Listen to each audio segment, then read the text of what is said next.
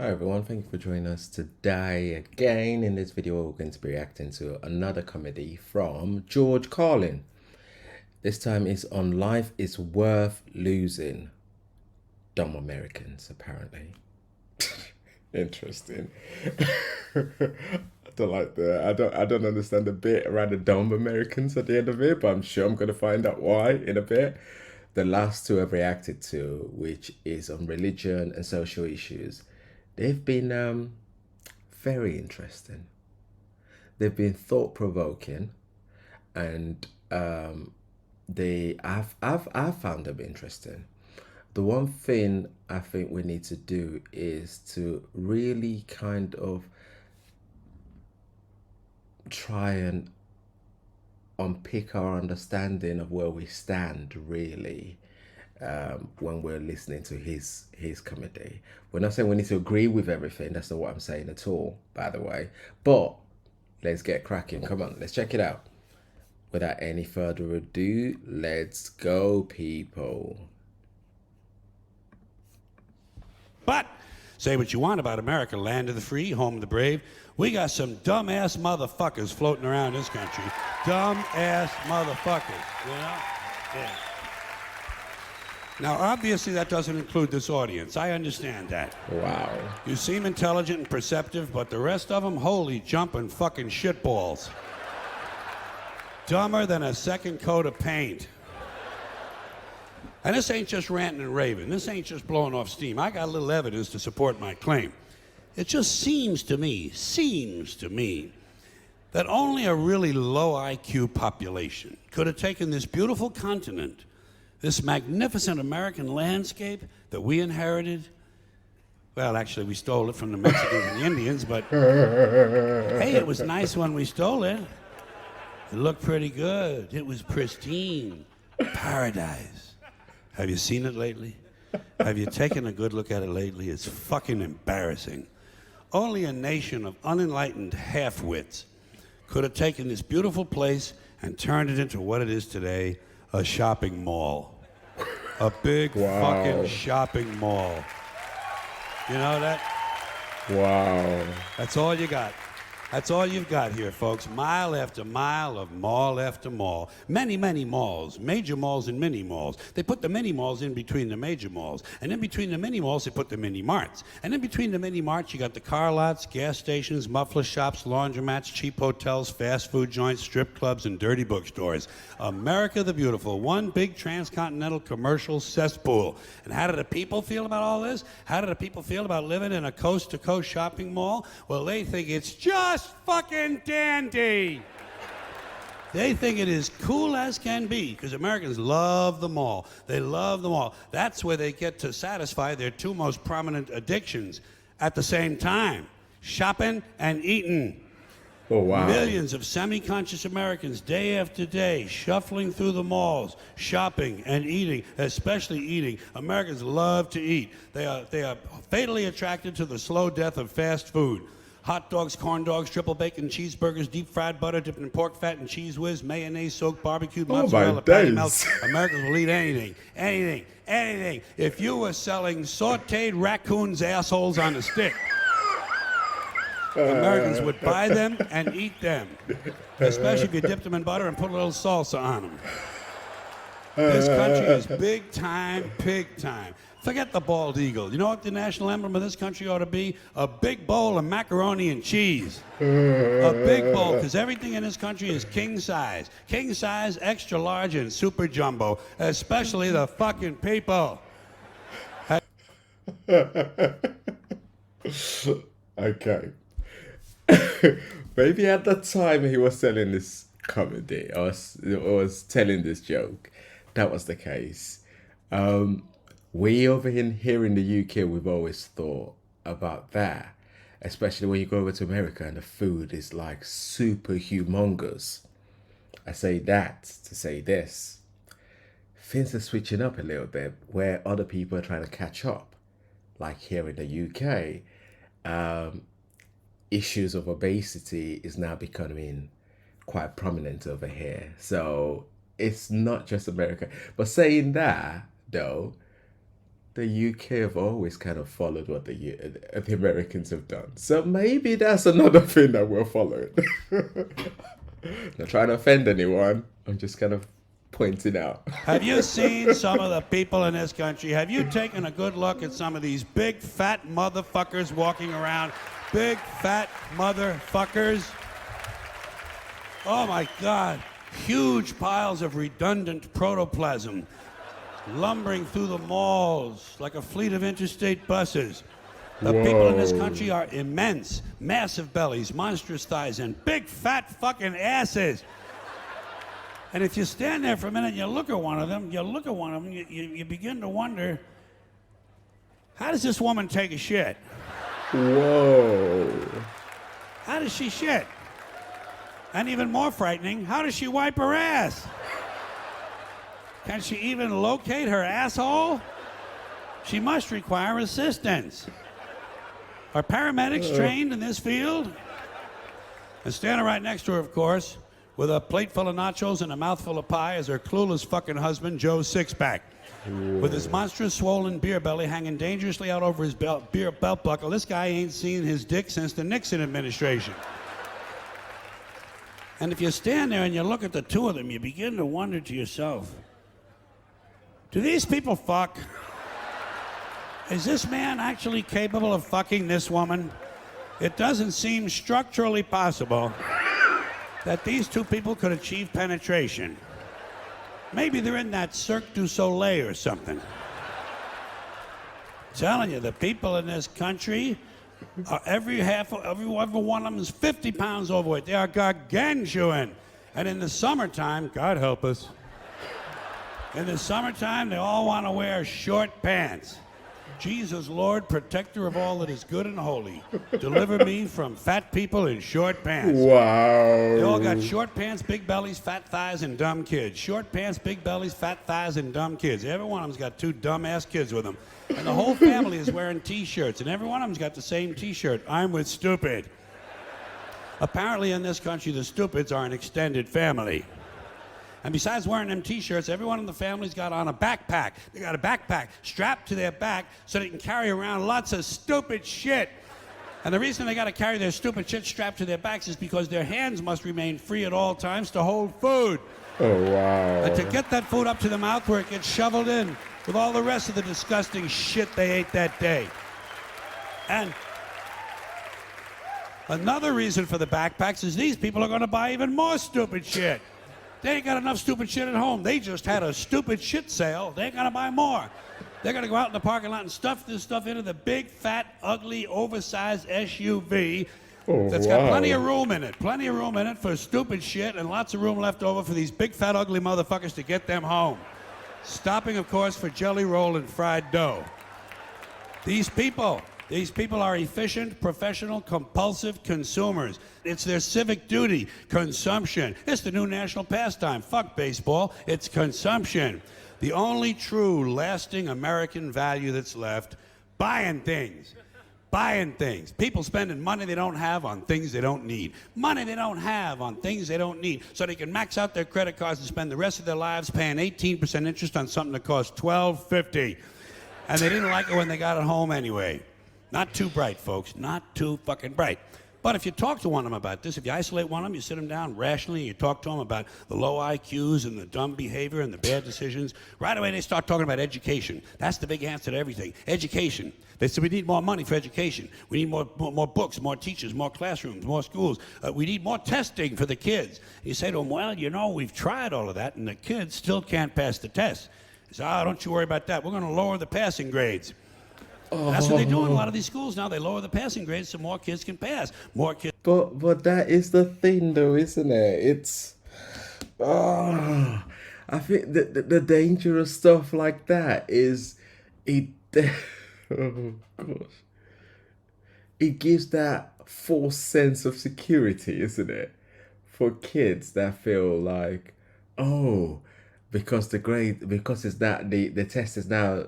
It's now reduced. Oh, I can pass it, and yes, you feel good at that point in time. But then when you're given a true test, it's just, oh my days, that child with that sense of that's got that sense of achievement then begins to struggle even more because they're just not been prepared, adequately prepared. Oh gosh, sorry. More kids pass, the school looks good, everybody's happy, the IQ of the country slips another 2 or 3 points, and pretty soon all you'll need to get into college is a fucking pencil. Got a pencil? Get the fuck in there, it's physics. Then everyone wonders why 17 other countries graduate more scientists than we do. Education. Politicians know that word, they use it on you. Politicians have traditionally hidden behind 3 things: the flag, the Bible, and children. No child left behind. No child left behind. Oh, really? Well, it wasn't long ago you were talking about giving kids a head start. Head start, left behind? Someone's losing fucking ground here. But there's a reason. There's a reason. There's a reason for this. There's a reason education sucks, and it's the same reason that it will never, ever, ever be fixed. It's never going to get any better. Don't look for it. Be happy with what you got. Because the owners of this country don't want that. I'm talking about the real owners now. The real owners, the big wealthy business interests that control things and make all the important decisions. Forget the politicians. The politicians are put there to give you the idea that you have freedom of choice. You don't. You have no choice. You have owners. They own you. They own everything. They own all the important land. They own and control the corporations. They've long since bought and paid for the Senate, the Congress, the state houses, the city halls. They got the judges in their back pockets. And they own all the big media companies, so they control just about all of the news and information you get to hear. They got you by the balls. They spend billions of dollars every year lobbying to get what they want. Well, we know what they want. They want more for themselves and less for everybody else. But I'll tell you what they don't want. They don't want a population of citizens capable of critical thinking. They don't want well-informed, well-educated people capable of critical thinking. They're not interested in that. That doesn't help them. That's against their interest. That's right. They don't want people who are smart enough to sit around the kitchen table and figure out how badly they're getting fucked by a system that threw them overboard 30 fucking years ago. They don't want that. You know what they want? They want obedient workers. Obedient workers. People who are just smart enough to run the machines and do the paperwork and just dumb enough to passively accept all these increasingly shittier jobs with the lower pay, the longer hours, the reduced benefits, the end of overtime, and the vanishing pension that disappears the minute you go to collect it. And now they're coming for your Social Security money. They want your fucking retirement money. They want it back so they can give it to their criminal friends on Wall Street. And you know something? They'll get it. They'll get it all from you sooner or later because they own this fucking place. It's a big club, and you ain't in it. You and I are not in the big club. And by the way, it's the same big club they use to beat you over the head with all day long when they tell you what to believe. All day long, beating you over the head in their media, telling you what to believe, what to think, and what to buy. The table is tilted, folks. The game is rigged. And nobody seems to notice. Nobody seems to care. Good, honest, hard-working people, white collar, blue collar, doesn't matter what color shirt you have on. Good, honest, hard-working people continue. These are people of modest means. Continue to elect these rich cocksuckers who don't give a fuck about them. They don't give a fuck about you. They don't give a fuck about you. They don't care about you at all. At all. At all. Man, you know? And nobody seems to notice, nobody seems to care. That's what the owners count on, the fact that Americans will probably remain willfully ignorant of the big red, white, and blue dick that's being jammed up their assholes every day. Because the owners of this country know the truth. It's called the American dream, because you have to be asleep to believe it. Oh, wow. That's actually brilliant. That's a nice end to that, isn't it? You have to be asleep to believe it. That is brilliant. nice roundup right there. But, issue of health. Oh dear. It's a tricky one, isn't it? It's a tricky one because we've all got freedom to decide what we put in our system. Isn't it interesting that buying fast food is so cheap and getting the right sort of ingredients to create healthy meals is quite expensive? because you've got fast food restaurant everywhere, especially in the deprived areas. But the point I'm trying to make is that we've only got one life, and it's important that we do the best that we can to preserve it. If we only take in unhealthy stuff, we shouldn't be shocked when our health begins to deteriorate and we end up in a situation where it's self-inflicted. Nobody's stopping anybody from eating whatever they want to eat. They just need to be aware of the consequences. With regards to education, it's important that people are educated, because with education comes, and not just educated and just kind of forced to carried through the educational system. There need to be some thorough sort of learning through that process, because with knowledge comes power. And this is one of those things where people think is just gimmicky. It's not that, because that way you're able to think critically. And that is where the problem is, like you rightly pointed out there. Why do I say that? I say that because we now live in a society where the idea, and it sounds like before my time, the society has always been that people pick a side. If I'm with the blue team, I'm with the blue team, and that's it. Everybody in the blue team, we all need to think the same way. Anybody that comes in that doesn't think the way we do, that's it. You need to be out in your ear and you're the enemy. If I'm with a red team, the same principle applies.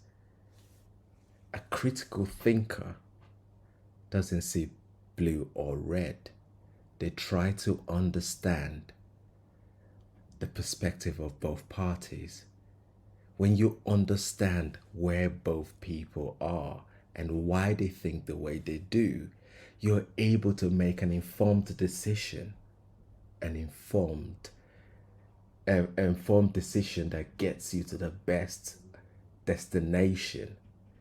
Because you can't, not whatever, a narrow-minded way of thinking doesn't give you results. It gives you audience from one side of the fence. Great. But we don't need narrow-minded thinkers. We need critical thinkers, because those are the people that are able to make sustainable change. Because when something happens, you don't look for who to blame. You look for how we got there. How did we get to the position where our educational system is not working? What is missing? Look for what's missing. You're able to fix it. You sit there and go, oh, the immigrants that are coming in are the reason why we don't have a proper educational system. That's the direction they've been pointed. You then go, hold on a minute. Is it because we don't have enough teachers? Is it because we don't have enough TAs? Is it because we don't have a school nurse on site to be able to help with the health section of our young people?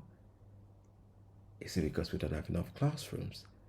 Is it because we don't have the appropriate teaching equipment within the school? And if we don't, how do we get them? This is where we begin to have to ask those critical questions. We don't do that.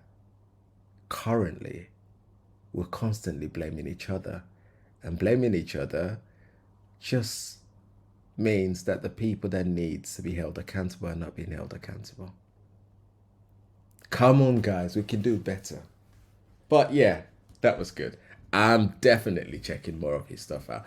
So the person that left me a list, if you can hear me and you're watching this, I didn't get your list.